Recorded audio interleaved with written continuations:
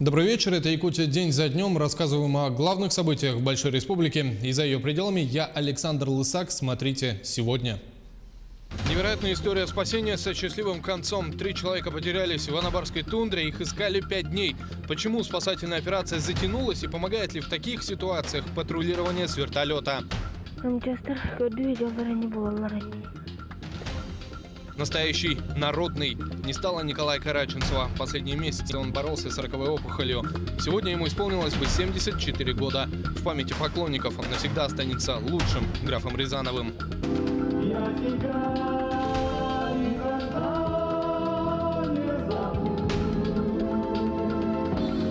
Построить, расселить, снести регионы России в ожидании новой программы переселения из аварийного жилья. Как город Ленск справился с первым этапом? Мы пообщались с новоселами. Я хожу в каждой квартире, во всем доме было тепло. Безграничные возможности в Якутии завершился чемпионат профессионального мастерства среди людей с инвалидностью Обилимпикс. Участники – школьники, студенты, молодые специалисты. Очень интересно. Круто, отлично фото. Перетянуть фортуну на свою сторону. Сборная России готовится к чемпионату мира по масс-рестлингу. Турнир пройдет в ноябре в Якутске. Какие шансы у национального спорта якутов попасть в олимпийскую программу?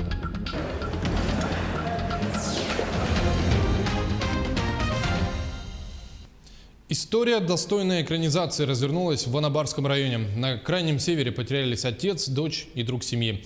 18 октября они отправились на снегоходе из села Соскылах в сторону Юрюнгхая, но не доехали.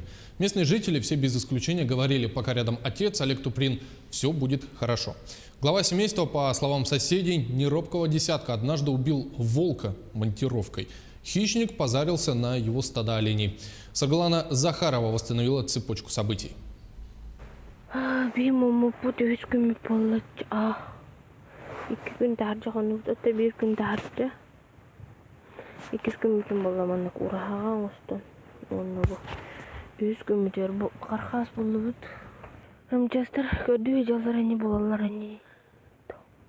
Это видео на телефон сняла Карячена, одна из 3 пропавших людей в Анабарском улусе. Смотря на эти кадры, удивляешься, как 19-летняя девушка не теряет веры и сохраняет оптимизм даже в такие сложные моменты. Интервью-то верно. Видео Карячена предоставила нашему телеканалу после чудесного спасения. Но в течение 6 дней, пока об их судьбе ничего не было известно, всем оставалось только гадать, где могут быть путники.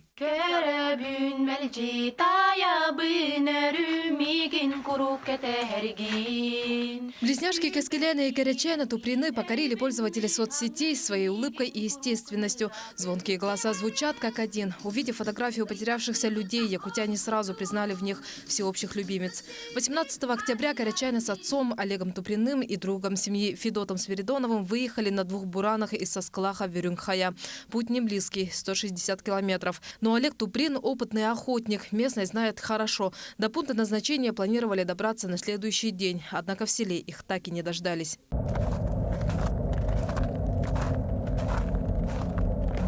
Родственники забили тревогу. В районной администрации в срочном порядке собрали комиссию по чрезвычайным ситуациям. Организовали поисковые группы. До вечера обнаружить людей не удалось. Поиски отложили до утра. На следующий день подняли в воздух вертолет. Параллельно искали наземным транспортом. Однако ни с воздуха, ни по земле поиски результатов не дали. В это время путники дошли до летнего балка. Небольшое охотничье строение. Внутри оказалась печка. Согрелись.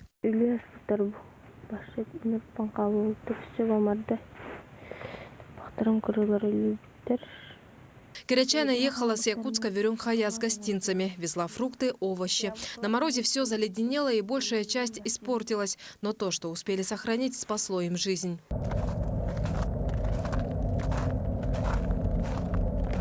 22 октября о пропаже узнает вся республика. Якутия-24 первая сообщает о поисковых работах в Анабарском улусе. К тому времени люди находятся в бескрайней тундре уже 4-й день. Температура воздуха опускается ниже 10 градусов мороза. Олег Туприн все время оставляет следы на снегу. Знает, их ищут. В один из таких походов он находит копыта оленей. Старые, но есть можно. Опытный охотник быстро их разделывает и готовит суп.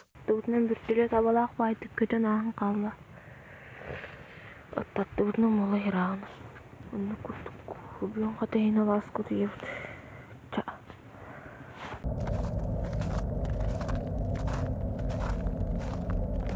На следующий день в мессенджерах появляется множество противоречивых сообщений. По одной версии люди вышли к стаду, по другой провалились под лед. Ни одна из них не подтвердилась, но появилась надежда. На снегу обнаружились следы буранов.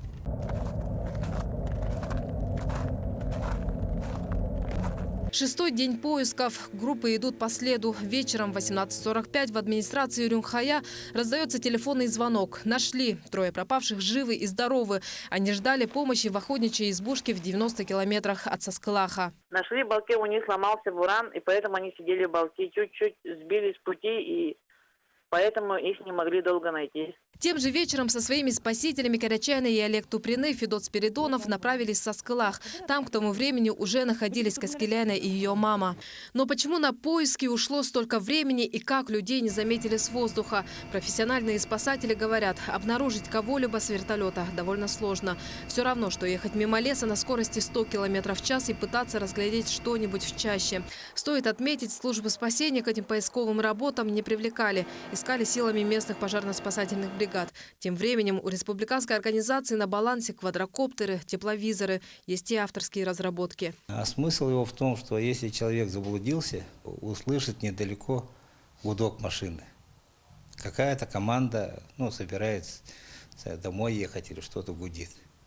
И он со всех ног туда бросится. Также прибежит, а там вот такой прибор стоит. И там написано, Иван Иванович, не беспокойся, мы тебя ищем. Сколько я уже хожу здесь, холодно, никого не видно. Ты слышал? Еще раз? Откуда идет звук? Оттуда? Вот он, спасительный маяк. На нем закреплен сигнальный фонарь, чтобы его было видно даже в темное время суток. А в дневное время его делает заметным яркий свет. На некоторых из таких маяков установлены рации, по которым потерявшийся человек сможет самостоятельно связаться со спасателями. Устанавливают маяки по кругу вокруг зоны предполагаемого нахождения человека. Расстояние между ними 2 километра. Сигналы подаются каждые 5 минут. 2 звезды на корпусе, 2 спасенные жизни. В прошлом году с их помощью в лесу нашли заблудившихся грибников. Но пока в службе всего 5 таких установок. Были бы в каждом районе полные комплекты, людей находили бы быстрее, говорят спасатели. Все упирается в финансы. Навигаторы и другие современные гаджеты эффективны, но в нужный момент могут и подвести. Это же случилось и с нашими героями в Анабарской тундре. Благодаря выдержке, вере и опыту у их истории счастливый конец. Сейчас спасенные находятся в Урюнгхая. Карачайна уже строит планы на ближайшее будущее, поскорее вернуться в Якутск. На носу престижный конкурс «Юрдель». Сестры Туприны выступят на нем 4 ноября. Все плохое позади. И даже неделя в морозной тундре не смогла погасить огонек в глазах храбрых Каскеляны и Карачайны. Саргалана Захарова, Владимир Павлов, Анабарский улус, Якутск. История Туприных и ее счастливый конец напомнили инцидент 4-летней давности. Летом маленькая Карина Чекитова из села Алом Алекнинского района решила погулять с собакой на улице. Зашла в глубину леса и потерялась. Искали все Якутии. Спасатели, добровольцы прочесывали территорию вокруг деревни. 12 дней вся страна следила с замиранием сердца за этой историей. Нашли девочку в 6 километрах от Алома. Голодной, исхудавшей, перепуганной, но живой. Сегодня Карина Чекитова живет в Якутске. 26 декабря ей исполнится 9 лет. Учится во 2 классе Якутского хореографического колледжа. Преподаватели видят потенциал у девочки. Карина, если продолжит усердно заниматься, станет прекрасной балериной. О том, что 4 года назад она была на краю пропасти, почти не помнит. Наверное, к счастью. Ждет новогодние каникулы, хочет поехать в Алом. Скучает по маме и собаке Найде, которая согревала ее по ночам. Что делать? Часто никто не знает, как вести себя, если потерялся. Опытные спасатели говорят, взрослого гораздо проще найти, нежели ребенка. Дети начинают считать, что их могут наругать за то, что потерялись. Каким следовать правилам, оказавшись в лесу без возможности позвать на помощь? Как действовать родственникам потерявшихся? Поговорили со спасателем Афанасием Николаевым. Человек потерялся. Что ему делать? У него нет связи, условно, с внешним миром, со спасателями. Он не может подать сигнал Какие действия ему предпринимать в первую очередь? Ну, в первую очередь не паниковать. А далее, конечно, необходимо обо всем позаботиться заранее. То есть, выходя куда-то в лес за пределы поселка, за пределы города, необходимо кому-то банально сообщить, что ты куда-то пошел. То есть я пошел по грибы, приду вечером, пошел в сторону речки такой-то, допустим. Лучше заранее, опять-таки, попробовать запомнить какие-то линейные ориентиры. В какой стороне река Лена, примерно хотя бы, знать направление. Потому что вот мимо таких ориентиров, линии электропередач, рек, трасс, пройти невозможно мимо. Кого все-таки сложнее искать, взрослых или маленьких детей? Безусловно, маленьких детей. Потому что взрослые, как правило, хотят, чтобы их нашли. А дети через день, через два, через три начинают прятаться от спасателей, вообще от взрослых людей.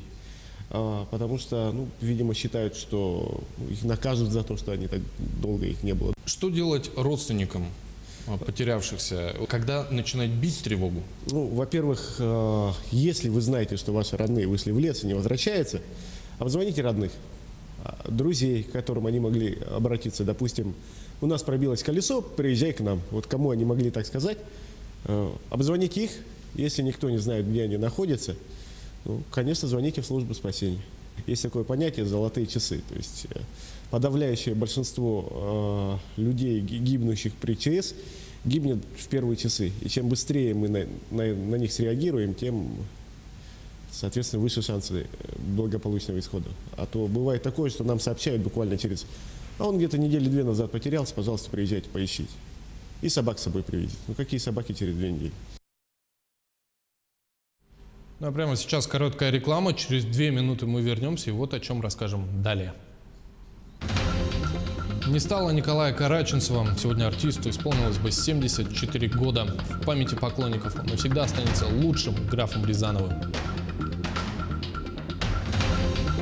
Построить, расселить, снести. Регионы России в ожидании новой программы переселения из аварийного и ветхого жилья.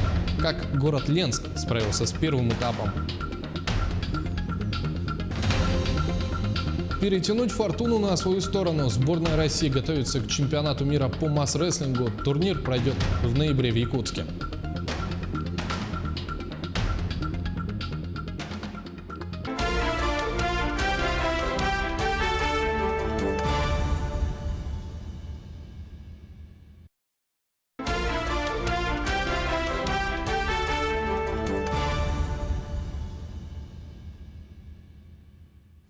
Вы смотрите «Якутия. День за днем», говорим о главном.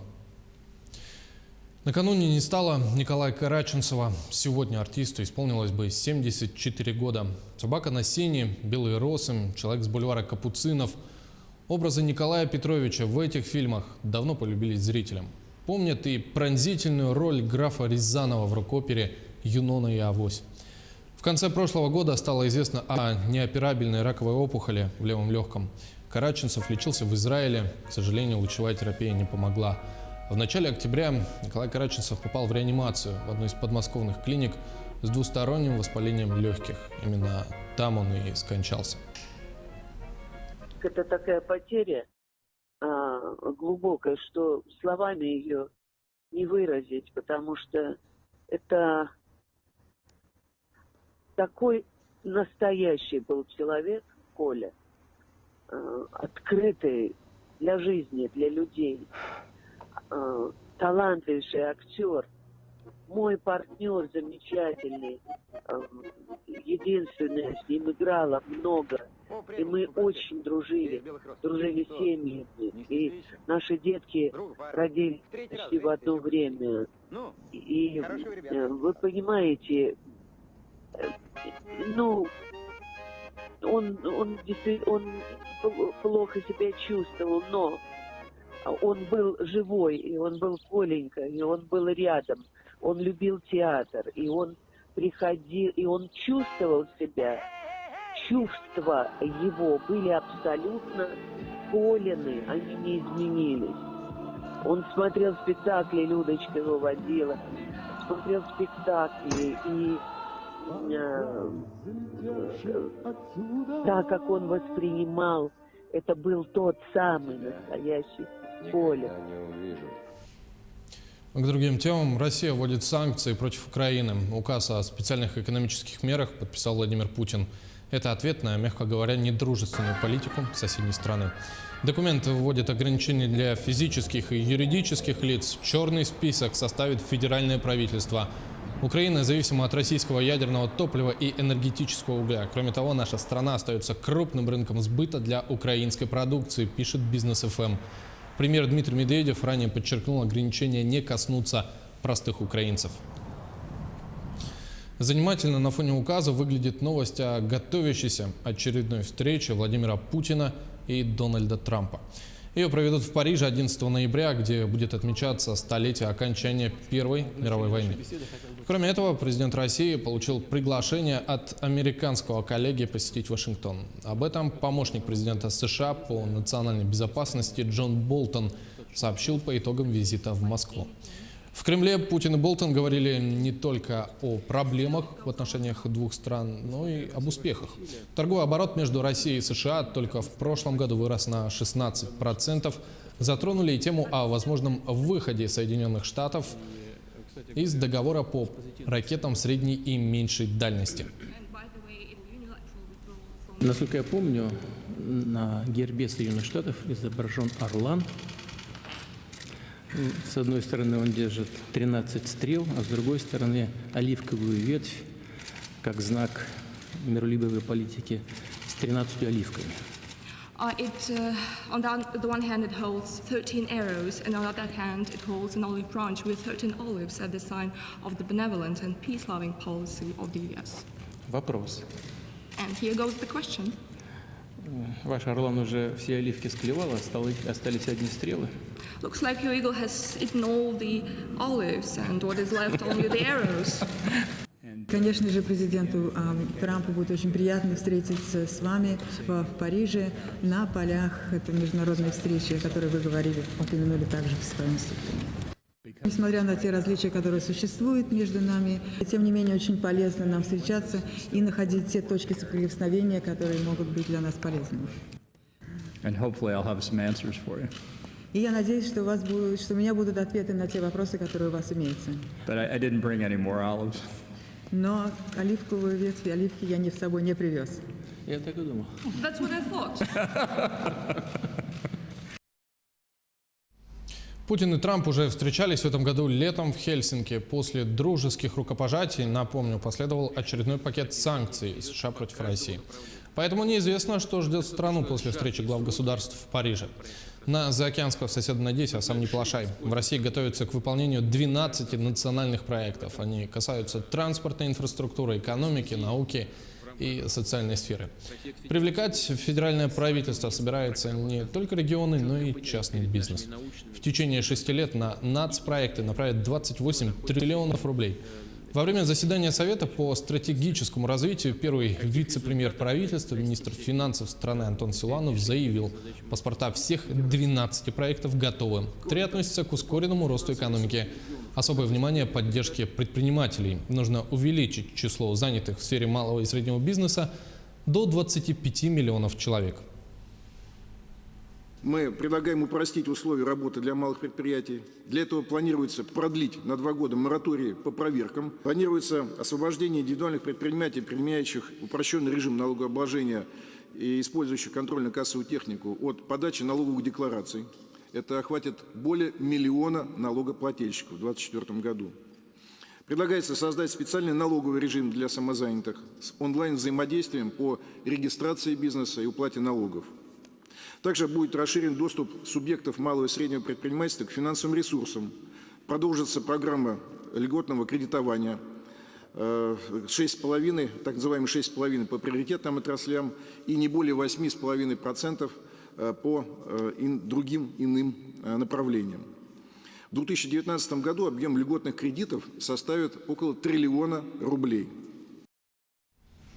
Важна и позиция регионов в реализации национальных проектов. Главный аспект – четкое разделение ответственности. Федеральный центр и субъекты подпишут специальные соглашения, где будут закреплены целевые показатели и размер финансовой помощи. Контакт придется налаживать с новыми руководителями российских регионов. Напомню, этой осенью губернаторов выбрали в 22 субъектах. Многие продолжают формировать собственные команды. На неделе глава Якутии Айсын Николаев подписал пакет кадровых указов, назначил 3 новых министров.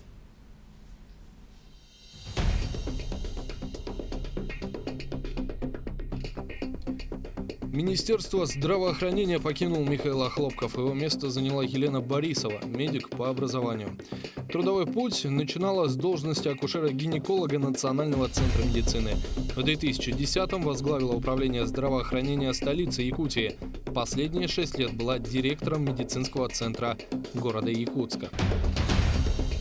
Георгия Балакшина на посту министра физической культуры и спорта сменил Иннокентий Григорьев. В 1988 году окончил Якутский государственный университет по специальности физическое воспитание. В 90-е был заместителем министра спорта Якутии. А в начале нулевых преподавал. Занимал должность доцента кафедры национальных видов спорта и народных игр Института физической культуры и спорта ЕГУ. 11 лет руководил Центром национальных видов спорта имени Василия Манчары. Кресло министра строительства Якутии на неделе освободила Вера Кузакова. Пост принял Павел Аргунов. В 2000 году получил диплом инженера-строителя. Трудовой путь начал в 1994 году рабочим крестьянского хозяйства. Последние 16 лет занимал различные посты в Министерстве строительства республики. С 2013 года был первым заместителем министра. Поддержать местные инициативы не только словом, но и рублем. В Хангаласском районе выделяют деньги на наиболее интересные проекты жителей. В этом году 27 заявок. Для прошедших отбор субсидий из республиканского бюджета. Программа поддержки местных инициатив действует с прошлого года. Тогда 4 района – Хангаласский, Усть-Алданский, Чурапчинский и Верхневилюйский – стали пилотными. В 2018-м проект распространен на всю республику, рассказывает Виолетта Засимова. Программа поддержки местных инициатив предполагает выделение средств из бюджета республики на реализацию наиболее важных для жителей проектов, направленных на благоустройство и ремонт объектов общественной инфраструктуры. Важным моментом является то, что помимо субсидий от государства необходим вклад не менее 5% от стоимости проекта со стороны местного бюджета и не менее 3% со стороны населения. Также свою лепту могут внести спонсоры. В 2017 году от Хангаласского улуса на конкурсный отбор было представлено 15 проектов. Из них прошли только 4. В 2018 году на конкурс было направлено уже 27 заявок. Из них 25 заявок от городских и сельских поселений и 2 заявки от района. Все они были одобрены. Например, в 2017-2018 годах благодаря программе в селе Булгуняхтах была построена уличная спортивная площадка, отремонтирована общественная баня, благоустроена территория многофункционального культурно-досугового центра. В Немигюнском наследии по этапу 2017 года был отремонтирован летний водопровод, а в 2018 году субсидию получили уже 2 проекта – ремонт общественной бани и ремонт Центра культуры Тюгюльге. С населения собрали 100 тысяч на один проект. И получается с муниципалитетом местного бюджета 150 тысяч на один проект. И спонсорскую помощь там тоже 150 тысяч на один проект. Что касается Актемского наследия, то в 2017 году их заявка на обустройство автобусных остановок, тротуаров и скверов не прошла конкурсный отбор.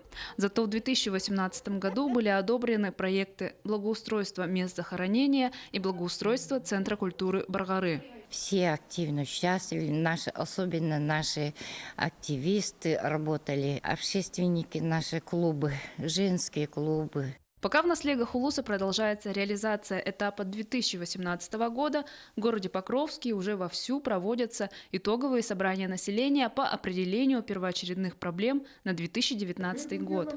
Так, в микрорайоне Селекционный в обсуждении приняли участие 200 человек. Тем временем в 2019 году условия предоставления субсидий по программе поддержки местных инициатив несколько изменились. В 2019 году могут принять муниципальные районы. Например, наш район с населением свыше 20 тысяч человек может подать до 3 заявок суммой размер субсидий до 3 миллионов на одну заявку. Софинансирование за счет местного бюджета и вклад населения остались на прежнем уровне, не менее 5 и 3% соответственно. Виолетта Засимова, Федор Тарасов, Якутия. День за днем. Сейчас короткая реклама, вот о чем расскажем ровно через 2 минуты. Построить, расселить, снести. Регионы России в ожидании новой программы переселения из аварийного и ветхого жилья. Как город Ленск справился с первым этапом. Безграничные возможности. В Якутии завершился чемпионат профессионального мастерства среди людей с инвалидностью «Олимпикс». Участники – школьники, студенты, молодые специалисты. Перетянуть фортуну на свою сторону. Сборная России готовится к чемпионату мира по масс-рестлингу. Турнир пройдет в ноябре в Якутске.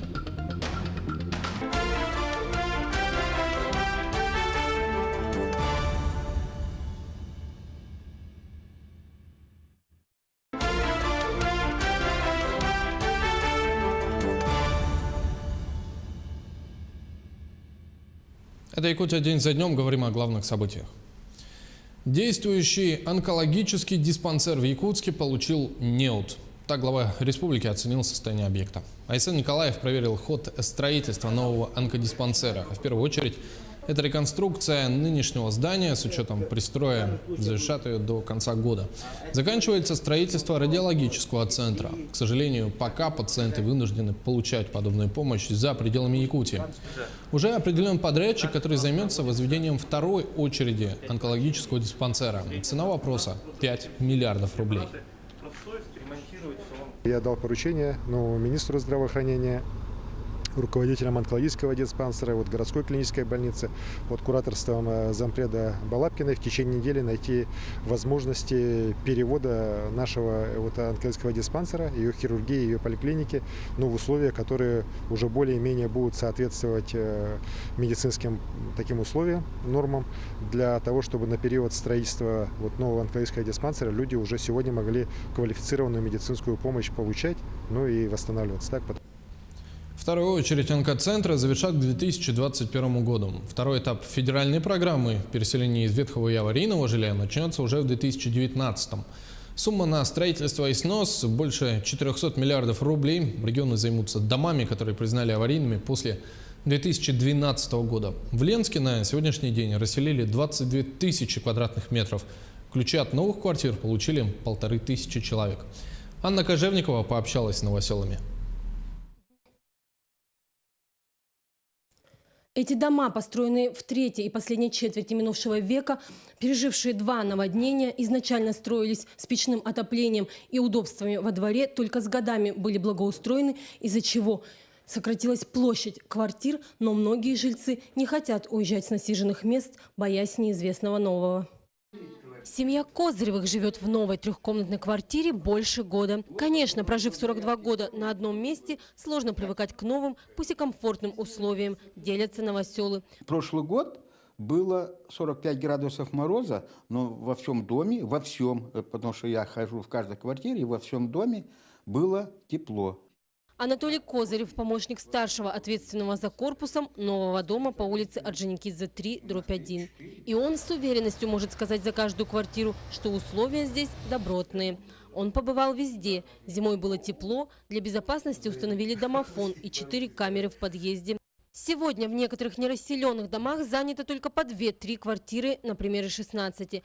И администрация города в первую очередь заинтересована как можно быстрее расселить жильцов, чтобы не отапливать и не содержать весь дом.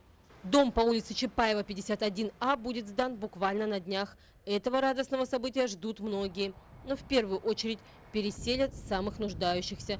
Первый этап программы по переселению завершается. А когда-то ленчане не верили в успех возведения новых каменных домов. На сегодняшний день я должен сказать, что мы построили 14 домов. По программе переселения в городе Ленске стали переселять людей. Понятно, что, изначально мы ставили под переселение те дома, которые у нас вызывали наибольшие опасения, где реально, условия жизни не соответствовали никаким санитарным, гигиеническим и строительным нормам. Сегодня определены дома, которые попадут во второй этап программы переселения. Они уже вошли в общий реестр ветхих и аварийных домов республики. Но как будет работать программа, пока неизвестно. В действии ее мы увидим только после 1 января 2019 года. На сегодняшний день в этой программе будет участвовать однозначно город Ленск, поселок Итим, поселок Пеледвы. То есть вот по этим 3 населенным пунктам сегодня понимание есть. И, скажем так, в реестр аварийных домов, в общий реестр, эти населенные пункты попали.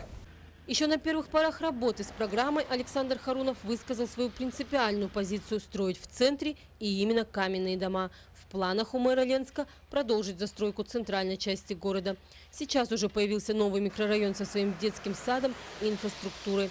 И строительство новых домов должно продолжиться на месте старых деревянных, которые будут постепенно сносить в рамках программы.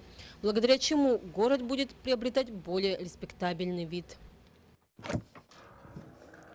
Скрипучие под наклоном полы, протекающие крыши, проваливающиеся унитазы становились не раз героями наших репортажей. Практически весь деревянный фонд Ленска признан ветхим и аварийным, и его львиная доля уже ушла под снос. Свыше 230 домов ждут расселения. Это почти весь жилфонд Разведчика и Мухтуи, и деревянные дома от перекрестка улиц Победы и Пролетарская до здания пищепрома. А на их месте вырастут новые многоэтажные каменные, подобные тем, в которые заселились новоселы. Анна Кожевникова, Виталий Андреев, Ленск. Сложнее ситуация в Нерюнгринском районе. В Южной Якутии до сих пор не могут завершить программу переселения из ветхого и аварийного жилья. Серебряный Бор тянет вниз. Местные жители возмущаются, ждали новые квартиры, в итоге пустые обещания. Только это полбеды. Дома, которые уже признали аварийными и расселили, не спешат сносить. О проблеме мы поговорили с Вадимом Семеновым, депутатом районного совета. В ближайшие 3 года в Нерюнгринском районе собираются снести 27 тысяч квадратных метров жилья. Понятное дело, что основная масса – это аварийный жилфонд. В ближайшее время, скорее всего, и на этом месте будет пустырь. Дом на Чурапчинской 6/1 аварийный, уже расселен, но не снесен. Сносят полгода. Как видим, территория абсолютно не огорожена. Возникает логичный вопрос. А может, нам пора уделять внимание не только качеству строительства нового жилья, но и качеству сноса аварийного фонда? Ну, я думаю, да, действительно, наверное, надо уделять не только строительству жилья, но и сносу, и качеству сноса жилья, потому что на сегодняшний день вы видите, что работы происходят таким образом, что разбирается, как вы сказали, уже полгода разбирают то же самое дом не какие-то квалифицированные специалисты. У нас вот здесь рядом стоит стоящий рядом жилой дом, ходят дети в школу, стоят вот, как видите, автомобили стоят. Вот так у нас происходит демонтаж строительства или монтаж этого, разбор вообще дома, такого вот ветхого аварийного жилья. Могут упасть, наверное, доски вот эти все, стекла летят на машины, также и на детей было тепло, бегали здесь, ограждения никакого нет, все отсутствует. Ну, соответственно, вот качество, наверное, и демонтаж, разбор этого дома, наверное, надо на это обратить внимание, в том числе, наверное, наших городских властей. Дом стоит до сих пор в полуразобранном состоянии, ветхим. Каждый день что-то понемногу разбирается и так далее. Вот по итогам 2016 года Нерюнгринский район вошел в топ-100 лучших муниципалитетов России. Там показатели различные, и социально-экономический рост, и в том числе уважение в профессиональной среде и компетенция руководства района. Там, к сожалению, нет жилищного строительства, в особенности расселения из аварийного жилья. Ну, неужели нечем гордиться? Сомневаюсь, что в таком большом районе, как Нерюнгринский район, не строят жилье. Ну как, я бы не сказал, что жилье не строят. Жилье, наверное, строится сегодня, но не так бы, как хотелось, наверное, в какой раньше он строился, в каких объемах, можно сказать так. А жилье строится, жилье, люди переселяются, в том числе вот Чурапчинский район, вот наш район, наверное, остался уже единственный дом, который будет стоять как на пустыре. Дома расселяются, какие-то дома выкупает квартиры, наверное, администрация и так далее. Может быть, гордиться и нечем, но, тем не менее, продвижение какое-то по строительству домов есть. То есть Чурапчинский район, Сосновый район, он как-то преобладает, наверное, тем или иными возможностями. И, тем не менее, все это будет, наверное, ну, в будущем еще, наверное, десятилетка лет пока все это будет расселено и рекультивировано будет, наверное, площадка здесь, тоже пока непонятно. А вот Серебряный Бор по-прежнему, к сожалению, остается отстающим по программе переселения в Якутии. До этого Нерюнгри еще был в числе двоечников. И возникает, конечно, вопрос. Вот практика, когда районные власти передают полномочия по расселению на поселковый уровень или на уровень города, вот на ваш взгляд, насколько она оправдана? Может, нужно все собрать воедино, чтобы только вот район это все контролировал? По аналогии, как с соседями в Алданском районе. Это ответят, наверное, там главы поселений и так далее. Как, наверное, договорятся, да, как будет это вообще передать полномочия, потому что, насколько я знаю, это отдельное муниципальное образование, и имеют отдельные расчетные счета, имеют отдельное финансирование, поэтому здесь о передаче полномочий, будет ли оно лучше, да, я считаю, что, наверное, да, если будет администрация какая-то консолидированная одна, у нас, или окружная администрация будет района, и иметь полностью полномочия на все поселки, на все наши поселения, в том числе и районные, которые входят в состав, я думаю, будет, наверное, лучше, конечно. На ваш взгляд, нужно ли привлекать местных жителей, будущих переселенцев, к контролю программы переселения? Вообще подобный общественный контроль, чтобы они следили за не только строительством нового дома, но и, допустим, за сносом? Я думаю, почему нет. Можно использовать и такую практику, можно и привлекать как созаемщиков каких-то, то есть практиковать как долевое строительство, то есть брать ипотечные, долевые какие-то ресурсы, денежные свои какие-то. Возможно, конечно, да. Почему? Каждый житель, допустим, или каждый желающий, наверное, наш нерюнгринец согласен будет поучаствовать. Если ему будут какие-то варианты, альтернативы выбора, то я думаю, да, почему нет. У кого-то, может, есть какие-то накопления, кто-то захочет построить, может быть, и частные какие-то дома свои, может, какие-то квартиры, там, индивидуальный подход там поменяет с 2 на более улучшение там своего жилья. Я думаю, да, почему нет. Ну и в том числе, наверное, жители смогут контролировать застройщиков, чтобы они не срывали, допустим, сроки ввода домов. Конечно, разумеется, соответственно, если будут привлечены какие-то сторонние деньги ипотечные, то, соответственно, еще и банки будут контролировать. Наверное, тоже целесообразно это рассмотреть. Может, это не тот город или не тот масштаб населения, но в других городах это практикуется. То есть и созаемщики, есть и строительные какие-то бригады, которые действительно сами жильцы контролируют, сами уже застройщика своего контролируют поэтапно. Думаю, да, это как альтернатива жителей.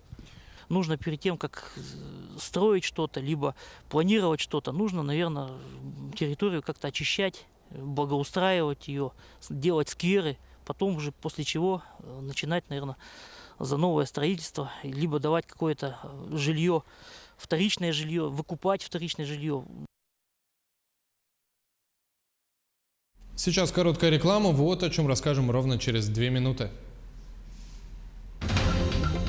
Безграничные возможности. В Якутии завершился чемпионат профессионального мастерства среди людей с инвалидностью Обилимпикс. Участники – школьники, студенты, молодые специалисты.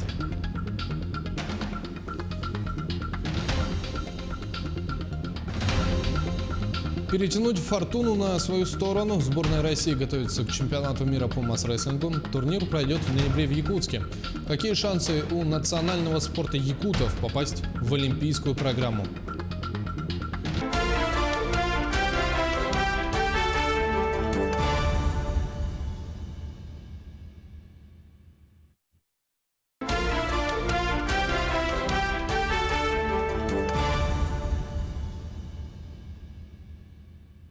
Это Якутия день за днем, мы продолжаем. Республика не помогает в трудоустройстве молодым инвалидам с образованием, считают эксперты Общероссийского народного фронта. В регионе до сих пор нет программы сопровождения, хотя поручение еще в 2015-м дал Владимир Путин. За последние 2 года существенного увеличения темпов роста занятости людей с инвалидностью не произошло, уверен председатель правления Национального центра проблем инвалидности Александр Лысенко. По его словам, региональные программы сопровождения молодых инвалидов малоэффективны. Сегодня система среднего профобразования ориентирована больше на традиционный спектр рабочих специальностей. Возможное решение проблемы Обилимпикс. В России 4-й год проводит чемпионаты профессионального мастерства среди людей с инвалидностью. Учитывают современные тренды. В Якутии соревнования приняли В соревнованиях приняли 2 города. Марьяна Кутукова готова рассказать о площадках Якутска. У девятиклассника Коли врожденная глухота. Побороть недуг помогла кохлеарная имплантация. Мальчик научился говорить и слышать. Теперь познает мир через объектив фотоаппарата. Коля участвует в чемпионате профессионального мастерства среди людей с инвалидностью «Обилимпикс». Задача – показать будни особенной школы. Я участвую в «Обилимпиксе» первый раз на фото. Очень интересно. Круто, отлично фото. Работы оценивает опытный фотограф Алексей Павлов. Не скрывает, он завидует современным школьникам. Я вообще удивился, что такие конкурсы проходят, потому что когда я только начинал, я только мечтал о таких конкурсах. Я очень рад, что такие направления, как «Обилимпикс», они способствуют творческому росту молодых ребят. Соревновались школьники и в компетенции мультимедийная журналистика. Мы фотографируем, потом все комментируем, происходящее, кто что делает, когда это, где это, вот так. То есть фотографии с комментариями? Да. Угу. Тебе интересно? Да, очень интересно. Чемпионат «Обилимпикс» в этом году впервые открыли для школьников. Кроме сегодняшних компетенций, школьники также соревнуются по бисероплетению, резьбе по дереву и вязанию крючком. Лучшие попадут в финал национального чемпионата «Обилимпикс», который стартует в Москве ровно через месяц. Победителей определили за 2 дня по 10 направлениям, в том числе кондитерском деле, веб-дизайне, предпринимательстве. Участвовали только студенты. Я верила в себя, но не думала, что я займу первое место. Это для нас опыт, большой опыт. Я счастлива, что выиграла. Я даже не особо ожидала, что я выиграю первое место, займу. Да. Просто полно эмоций, яркие впечатления просто. 3 кита чемпионата «Обилимпикс». Мотивация, профориентация и помощь в трудоустройстве. Интерес доказывают итоги 2 предыдущих чемпионатов в республике. Если на первом чемпионате у нас было всего 23 участника, в прошлом году было 47 участников, сейчас уже 87 участников. Да? И это показывает, что действительно интерес есть, а значит есть результативность. Уже через месяц лучшие из лучших будут отстаивать честь Якутии в финале национального чемпионата. Шанс есть. Ежегодно наши студенты занимают призовые места, привозят золотые медали. Марьяна Кутукова, Григорий Охлопков, Джулстан Иннокентьев, Якутия. День за днем. А вторым городом, где прошел «Обилимпикс», чемпионат профмастерства среди людей с инвалидностью, стал Нерюнгри. Александра Цыбикова понаблюдала за участниками и пришла к выводу: в некоторых направлениях абсолютно не было интриги. В Нерюнгри «Обилимпикс» традиционно проходил на базе Южно-Якутского технологического колледжа. По 3 компетенциям – ремонт и обслуживание автомобилей, медицинский и социальный уход и веб-дизайн. За звание лучших поборолись 15 человек. По новому направлению социальный и медицинский уход участники оценивались по 4 модулям. Общение с пациентом, с окружающей обстановкой. Это правовые моменты, это этические моменты сюда обязательно входят. Далее идет идентифицировать пациента, к тому ли пациенту подошел участник, и безопасность конкурсанта на рабочем месте. Рабочий сайт за 3 часа. Задания для участников направления веб-дизайн. Общие подходы разные. 2018 объявлен в Нерюнгринском районе годом волонтеров. Это и подсказало тему для чемпионата «Обилимпикс». Победителем стал нерюнгринец Алексей Кондратьев. Его сайт удобный, яркий и, главное, понятный. Я счастлив вообще. Спасибо.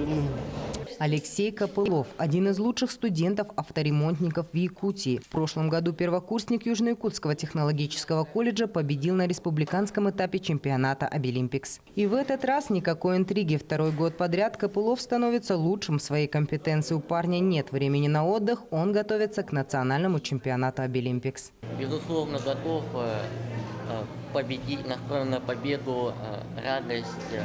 Всем большое спасибо участникам, экспертам. Национальный чемпионат по профессиональному мастерству «Обилимпикс» – это не только соревнования по профессиям для людей с инвалидностью, но и профориентационная площадка для школьников и родителей будущих абитуриентов. У них есть желание, у них есть старания, у них есть возможности здесь этим заниматься. То есть оцениваю положительно, но начинаю задумываться. Так как начальник транспортного отдела, возможно, кого-то возьмем к себе на работу. Победителям и призерам медали, всем участникам, экспертам и волонтерам благодарственные письма из массивного камня, чтобы в своих убеждениях сохраняли твердость и напористость. Итоги подведены по 3 компетенциям. Атмосфера, конечно, праздничная, сумасшедшая, ребята все довольны. Александра Цыбикова, Яла Мосов, Якутия. День за днем. Любительский бокс под угрозой. Международный олимпийский комитет уже год держит меч над спортом джентльменов. Обещают исключить из программы Олимпиады. Многие уверены, политическое давление. МОК не устраивает исполняющий обязанности президента Ассоциации любительского бокса Гафур Рахимов. Причина проста – он в санкционном списке США. То, что Рахимов посвятил развитию любительского бокса 20 лет, Олимпийский комитет не волнует.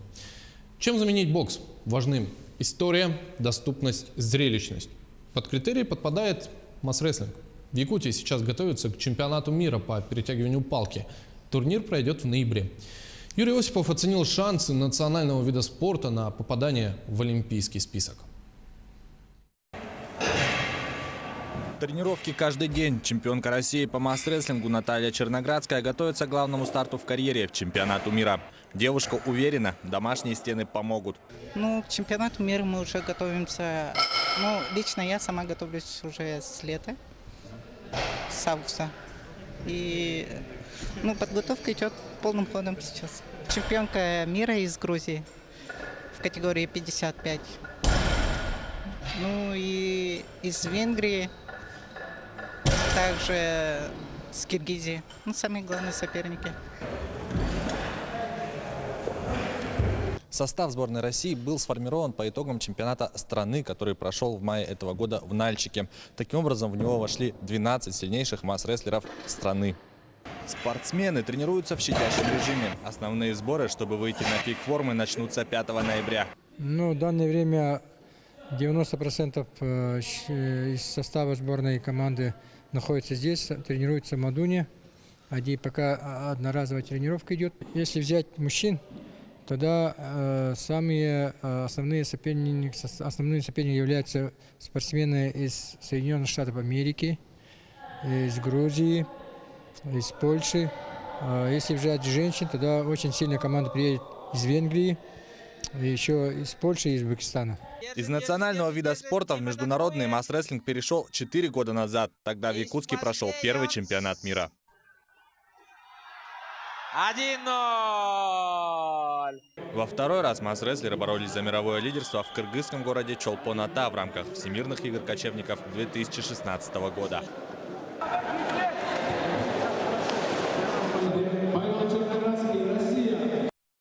Перетягивание палки притягивает зрителей. Каждый хочет узнать о правилах и истории якутской дисциплины.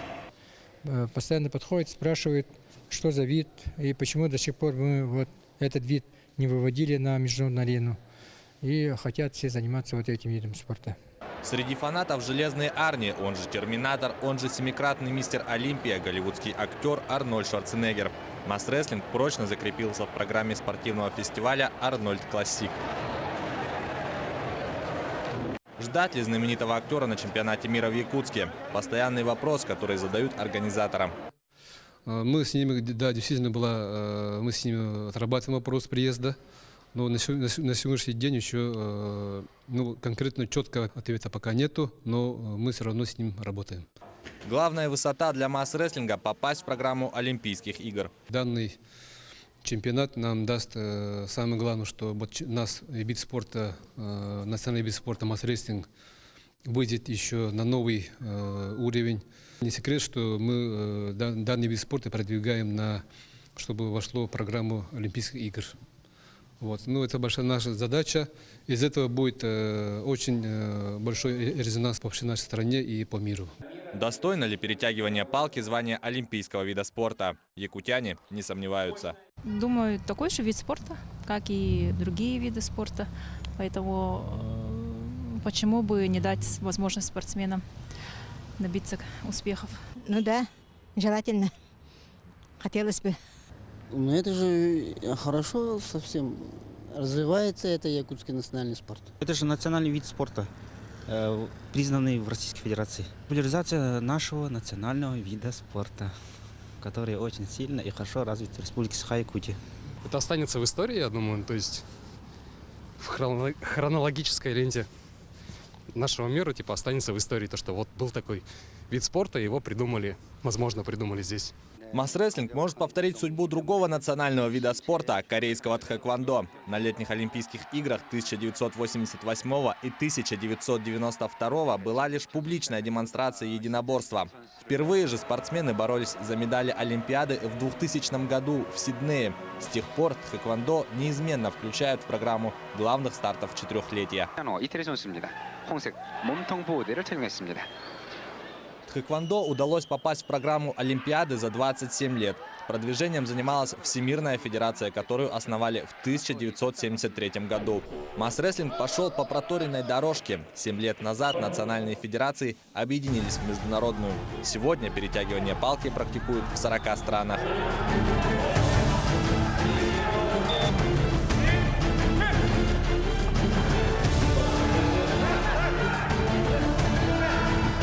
У национального якутского вида спорта есть все предпосылки, чтобы в будущем стать частью самого грандиозного спортивного мероприятия планеты – Олимпийских игр. И наряду с победителями Олимпиады, в уже ставших привычными видами спорта, на пьедестале почета будут стоять настоящие маджины.